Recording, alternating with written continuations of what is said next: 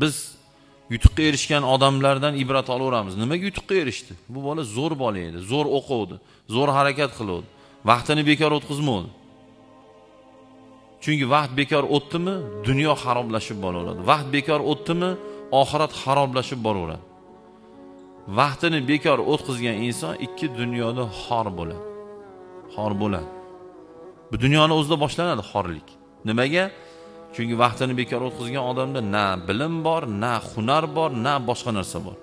Chunki vaqti bekor o'tdi-da uni.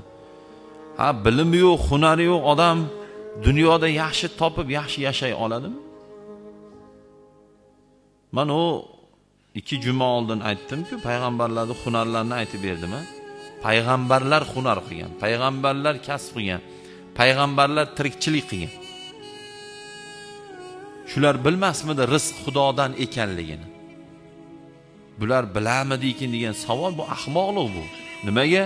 Chunki Allohning Ar-Razzoq, butun tirik jonzot borki, uni rizqini men beraman degan Allohning sifatini bandalarga tushuntirish uchun o'zi payg'ambar bo'ldi-ku bular.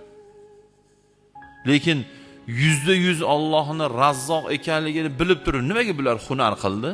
Nimaga? Sabab payg'ambarlarda har bir ishi biz uchun ta'lim. Tirik jonmidi, ular ham odammidi, yermidi, icharmidi, ha? Payg'ambarlar ki shu ishni qildi, bu degani inson borki, hunar qilmasa, ish qilmasa bo'lmaydi. Tamom.